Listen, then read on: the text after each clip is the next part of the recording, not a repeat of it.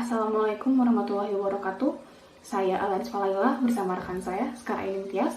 Kami dari kelompok pertama akan membahas mengenai bab pertama, yaitu ruang lingkup antropologi linguistik dari buku karya Alessandro Duranti.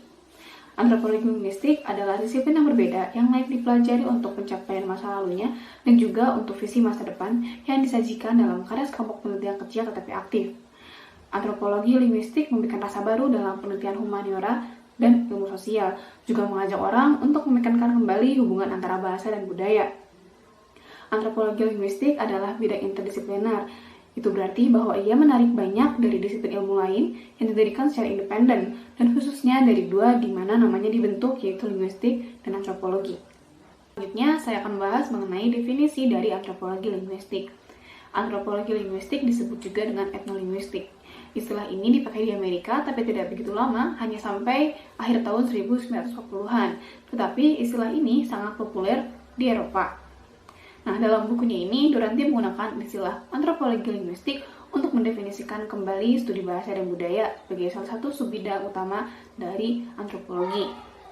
Dengan mengutip pendapat Times, Duranti mengatakan bahwa antropologi linguistik mengkaji ujaran dan bahasa dalam konteks antropologi. Secara sederhana, dalam bukunya, antropologi linguistik ini disajikan sebagai studi bahasa, sebagai sumber budayanya, dan berbicara sebagai praktek budayanya. Duranti ini memandang antropologi linguistik digunakan secara bervariasi dengan linguistik antropologi, tetapi Foley berpendapat lain. Menurutnya, linguistik antropologi ini merupakan subbidang dari linguistik. Lalu, ahli antropologi linguistik bekerja untuk menghasilkan laporan struktur linguistik yang didasarkan pada etnografis dari struktur linguistik. Ahli linguistik melihat subjek penelitian mereka, yaitu penutur, yang merupakan aktor sosial yang diambil dari anggota komunitas tertentu, lalu ada yang lebih kompleks, yaitu masyarakat. Masing-masing diorganisasikan dalam berbagai lembaga sosial dan melalui jejaring interseksi, tetapi belum tentu tumpang tindih keyakinan dan nilai-nilai moral tentang dunia. Lalu ada hal yang membedakan antropolog linguistik dengan pakar lain yang sama-sama mengkaji bahasa, yaitu antropologi linguistik memusatkan perhatian pada bahasa sebagai serangkaian sumber simbolik yang masuk dalam tatanan sosial dan merupakan representasi dari individu.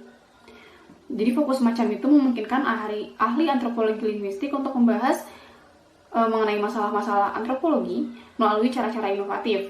Nah, masalah-masalah yang dapat dibahas ini seperti politik perwakilan, konstitusi otoritas, legitimasi kekuasaan, dasar budaya, ras dan konflik etnis, proses sosialisasi, konstruksi budaya, politik emosi, hubungan antara kinerja ritual dan bentuk kultur sosial, pengetahuan domain spesifik dan kognisi, dan lainnya.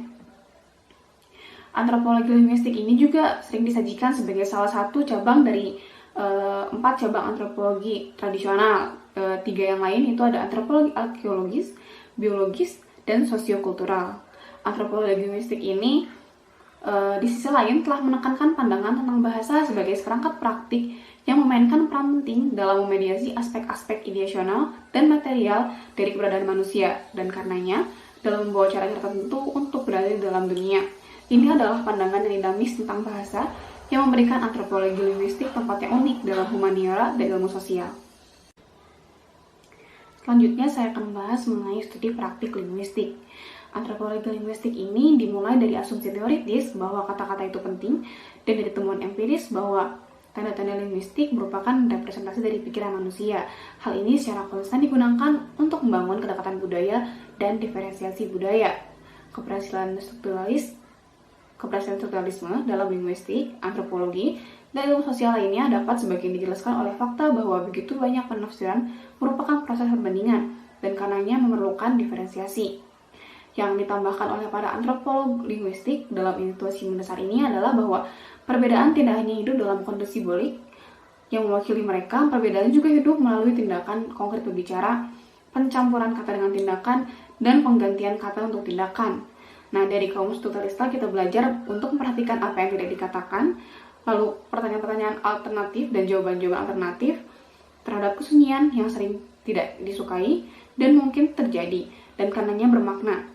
Ketika kita berpikir tentang apa yang dikatakan berbeda dengan apa yang tidak dikatakan, kita harus menatap latar belakang untuk mengevaluasi kata tersebut. Tetapi seberapa luas dan seberapa dalam kita harus mencari, Ini bukan tentang bahasa apa, berapa tuturan, atau berapa ujaran, tapi ini tentang fungsi etnografi dan kelebihan juga batasannya. Ini adalah tentang berbagai fenomena yang dianggap relevan dengan bahasa apa dan apa yang dilakukan. Bahasa itu lebih dari sekedar alat reflektif, di mana kita berusaha memahami pikiran dan tindakan kita. Melalui penggunaan bahasa, kita juga memasuki ruang interaksi yang sebagian sudah dibentuk untuk kita. Itu sebuah dunia di mana setiap pilihan yang kita buat itu bergantung pada apa yang terjadi sebelumnya dan berkontribusi pada penjelasan dari apa yang akan terjadi selanjutnya. Lalu, ada hal unik dari antropologi linguistik, yaitu minatnya pada penutur sebagai aktor sosial dalam bahasa, baik sebagai sumber daya dan produksi teks sosial, juga dalam komunitas. Ujaran sebagai entitas nyata dan imajiner secara simultan yang batas-batasnya terus-menerus dibentuk kembali dan dinegosiasikan melalui berbagai tindakan berbicara.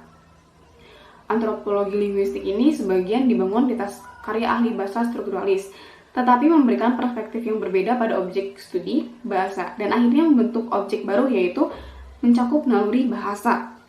Bahasa adalah alat intelektual yang paling fleksibel dan paling kuat yang dikembangkan oleh manusia. Salah satu dari banyak fungsinya adalah kemampuan untuk merefleksikan dunia, termasuk dirinya sendiri. Lalu, menurut Michael Silverstein, itu nasib antropologi budaya dan kemungkinan deskripsi budaya itu tergantung pada sejauh mana bahasa tertentu memungkinkan penuturnya untuk mengartikulasikan apa yang dilakukan oleh kata-kata dalam kehidupan sehari-hari. Seperti yang diketahui Boas, Malinowski, dan pendiri antropologi modern lainnya sejak awal, bahasalah yang memberikan interpretasi atas peristiwa-peristiwa yang diamati oleh ahli etnografi. Para ahli antropologi linguistik mulai dari asumsi bahwa ada dimensi berbicara yang hanya dapat ditangkap dengan mempelajari apa yang sebenarnya dilakukan orang dengan bahasa, dengan mencocokkan kata-kata, keheningan, dan gerak tubuh dengan konteks di mana tanda-tanda itu dihasilkan. Konsekuensi dari posisi terprogram ini adalah ditemukannya banyak cara di mana berbicara adalah tindakan sosial dan karenanya tunduk pada batasan-batasan tindakan sosial. Pemaparan dari saya cukup sekian, selanjutnya akan dijelaskan oleh rekan saya Sekar Aini Tias. Saya Sekar Aini Tias akan melanjutkan untuk membahas materi yang selanjutnya, yaitu antropologi linguistik dan disiplin ilmu lain dalam humaniora dan ilmu sosial. Dalam 20 tahun terakhir, bidang antropologi linguistik telah berkembang untuk mencakup berbagai bidang lain, termasuk di dalamnya studi linguistik.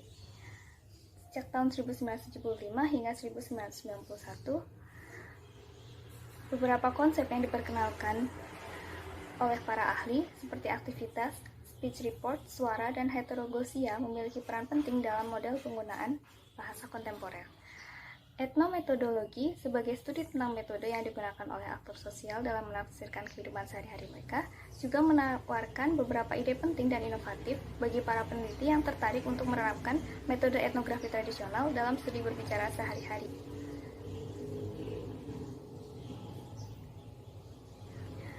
Analisis percakapan telah memperkenalkan ide dan metode yang berpengaruh pada banyak antropolog linguistik yang tertarik pada organisasi berurutan dari pembicaraan sehari-hari. Antropolog linguistik juga mendapat manfaat dari karya para ahli teori sosial kontemporer yang memberikan perhatian khusus pada konstitusi masyarakat dan budaya dalam kehidupan sehari-hari, khususnya teori praktik Bourdieu 1977-1990, teori struktur Anthony Giddens 1979-1984, dan studi sejarah Michael Foucault tentang teknologi pengetahuan sebagai teknologi kekuasaan. Bourdieu ini sangat berpengaruh dalam kritik budaya sebagai sistem nasional yang terdiri dari kepercayaan atau aturan yang diatur secara hierarkis dan menekankan pentingnya sosialisasi dalam prioritas pengalaman hidup kita daripada rasionalisasi dan tematisasi kategori sosial dan norma yang berbeda.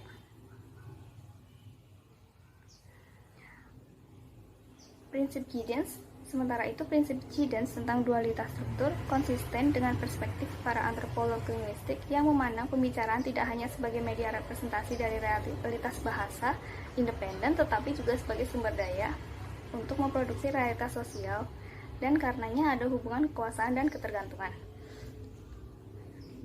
Karya Giddens mengenai regionalisasi pada Giddens 1994 didefinisikan sebagai zonasi ruang waktu dalam kaitannya dengan praktik sosial yang dirutinkan.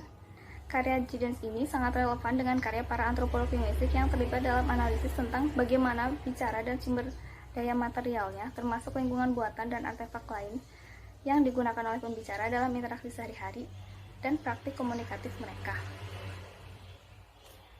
Sementara itu, dari hasil pemikiran Foucault tentang konsep ruang,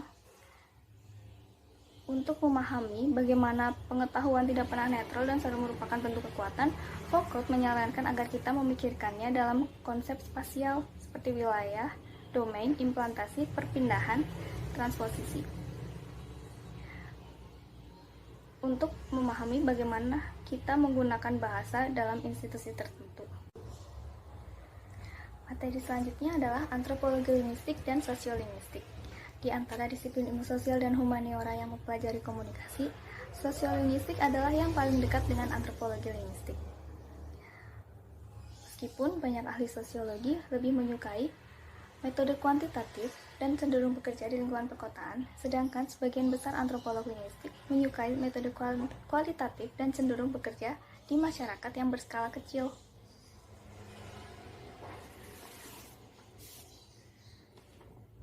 Bidang studi seperti speech register, bahasa dan gender, tindak tutur dan wacana lebih sering dibagikan dengan antropolog linguistik. Maka dengan demikian memberikan kesempatan untuk pembukaan silang antara kedua disiplin ilmu tersebut. Meskipun demikian, metode dan tujuan teoritis dari antropologi linguistik cukup berbeda dari penelitian sosiolinguistik. Antropologi linguistik lebih menekankan terhadap konsep budaya. Dengan kata lain, antropologi linguistik mengkaji tentang bahasa dan budaya, sementara sosiolinguistik mengkaji bahasa dan masyarakat. Teori antropologi linguistik kontemporer. Ada 3 bidang teori utama yang telah dikembangkan dalam antropologi linguistik dalam beberapa dekade terakhir, yaitu ada performance atau penampilan, indeks, dan yang ketiga partisipasi. Yang pertama, performance atau penampilan. Konsep performance diambil dari sejumlah sumber, maka dengan demikian dapat ditafsirkan dalam sejumlah cara. Salah satu penggunaan istilah ini berasal dari karya teoritis Noam Chomsky, yaitu performance adalah penggunaan aktual dari suatu bahasa yang tidak hanya dilihat berdasarkan pada kompetensi, tetapi juga mengikuti prinsip-prinsip seperti pengalihan perhatian, persepsi, dan keterikatan memori. Penutur itu tidak tergantung pada penggunaan bahasa mereka. Kompetensi dalam hal ini adalah pengetahuan tentang bahasa yang dimiliki oleh pembicara yang ideal. Sebaliknya, performance adalah implementasi dari pengetahuan itu dalam tindakan berbicara. Gagasan tentang performance yang lain dikemukakan oleh filsuf C.L. Austin 1962 dalam kategorinya tentang kata kerja performatif yang membuat secara eksplisit jenis tindakan yang coba dicapai oleh ucapan tertentu. Bagi Austin ternyata semua ucapan dengan konteks melakukan sesuatu atau bahkan yang tampaknya hanya menggambarkan keadaan itu merupakan pemberian informasi. Performance, menurut Himes 1991, adalah sesuatu yang kreatif, terwujud, tercapai. Ini adalah dimensi kehidupan manusia yang biasanya ditekankan dalam musik teater. Pembicara dievaluasi sesuai dengan estetikanya.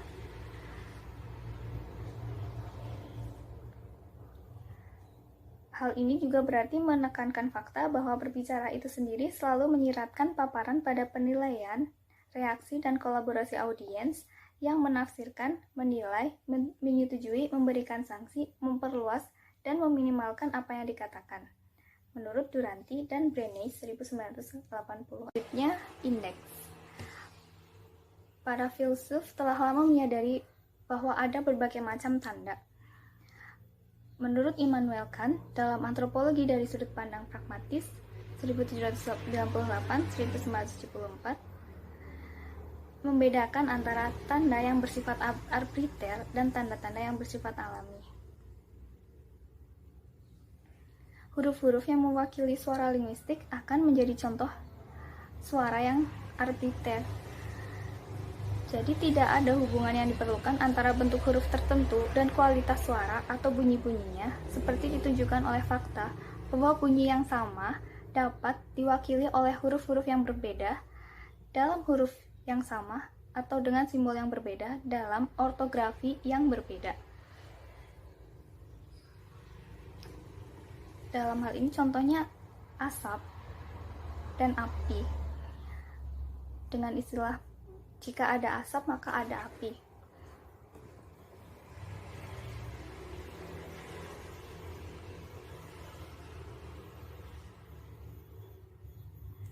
Asap yang memperingatkan kita bahwa ada api, bahwa berarti di situ ada api adalah tanda yang dilihat, tanda yang tidak dibuat oleh ketentuan tertentu tetapi oleh pengetahuan tentang fenomena alam yang berulang.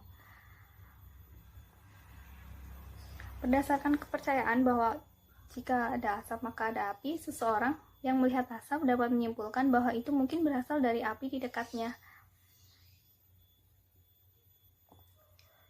Jadi asap itu sebenarnya terhubung secara temporal dan fisik dengan yang lain terkait fenomena yang memperoleh makna dari hubungan spasio-temporal fisik memulai dari pengamatan suluk.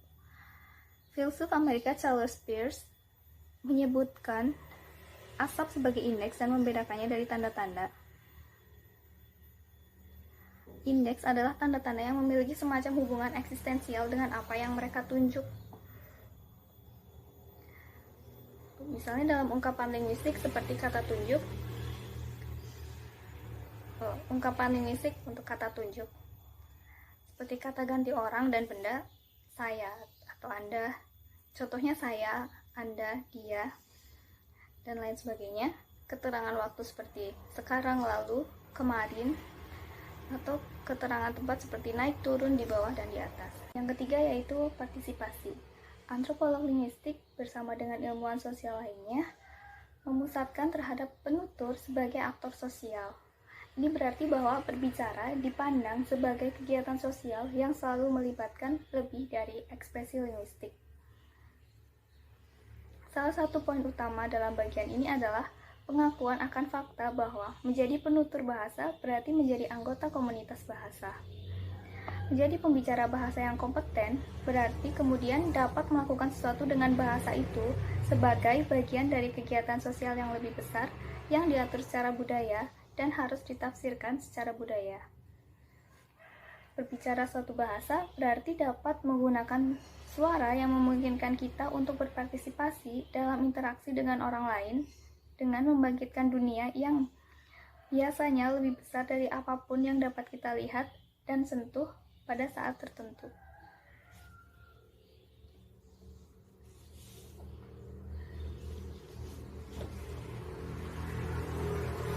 Partisipasi mengasumsikan kognisi untuk mengelola pengambilan informasi dan prediksi tindakan orang lain yang diperlukan untuk pemecahan masalah.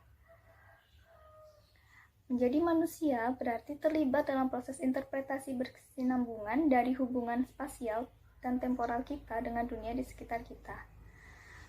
Dunia semacam itu meliputi benda-benda material serta benda hidup lainnya. Demikian presentasi dari kelompok kami, kurang lebihnya mohon maaf. Terima kasih. Wassalamualaikum warahmatullahi wabarakatuh.